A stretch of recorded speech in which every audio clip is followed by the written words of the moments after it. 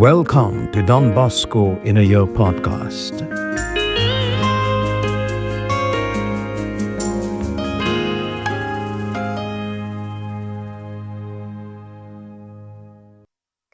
Day 46. A typical Sunday, the new church.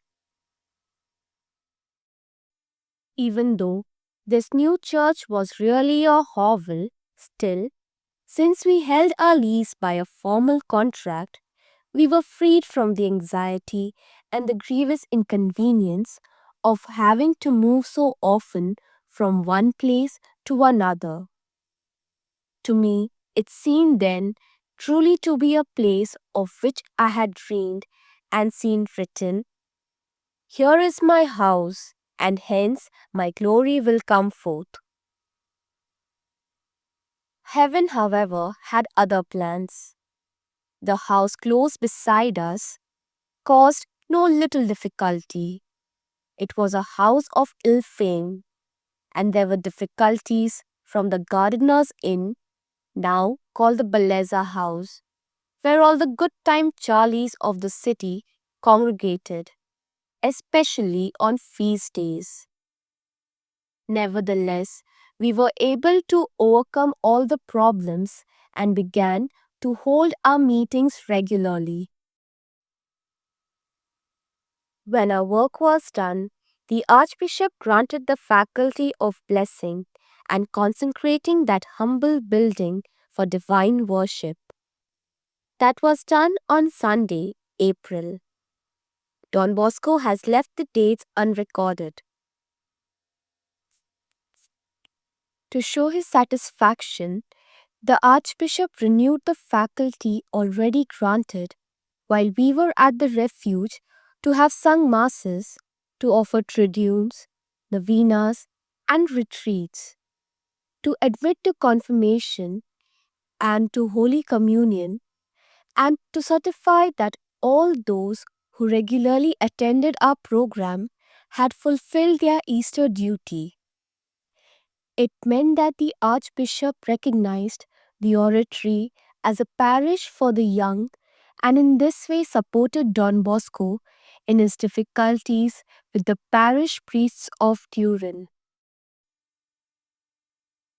A regular meeting place, the signs of the Archbishop's approval, our solemn ceremonies, the music, the noise from our play garden attracted children from all directions. Several priests began to drift back. Amongst those who helped in our work should be noted Dr. Joseph Trevero, Dr. Hyacinth Carpano, Dr. John Bola, Dr. Robert Murialdo, and the interpret Dr. Borelli. This is how we arranged our functions. The church was opened early in the morning on holy days, and we heard confessions until it was time for Mass, which was scheduled for 8 o'clock.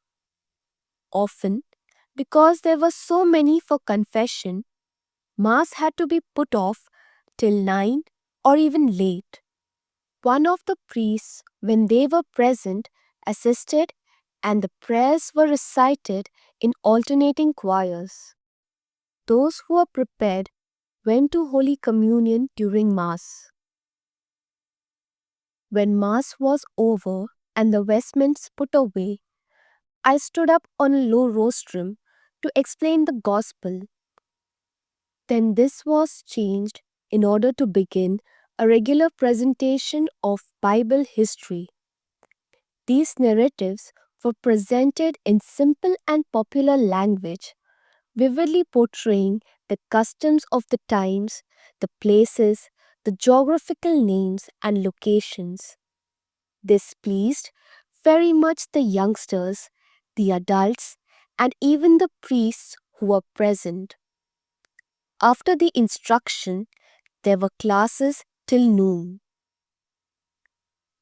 At 1 o'clock in the afternoon, recreation began with bocce, stilts, rifles, wooden swords, and our first gymnastics equipment. At 2:30, we started catechism. On the whole, ignorance abounded. Many times I began to sing the Ave Maria, but no one of the approximately 400 youngsters present could continue if I stopped.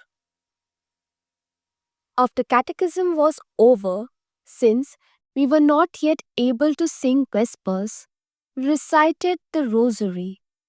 Later, we began to sing Ave Maris Stella, then the Magnificat, the Dixit, and on to the other psalms, and finally an antiphon.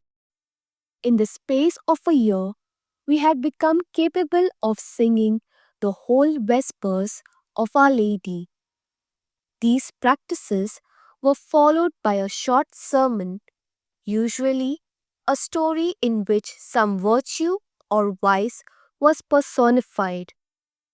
It all concluded with the singing of the litanies and with the benediction of the Blessed Sacrament.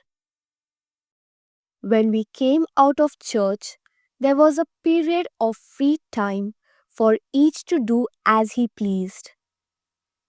Some continued their catechism class, some practiced their singing, some worked at their reading. Most of them, however, jumped about, ran, and enjoyed themselves in various games and pastimes.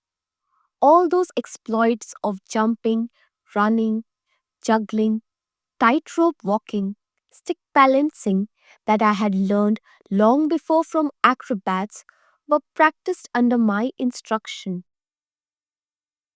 In this way, I could control that crowd, which in the main could be described thus, like a horse or a mule without understanding.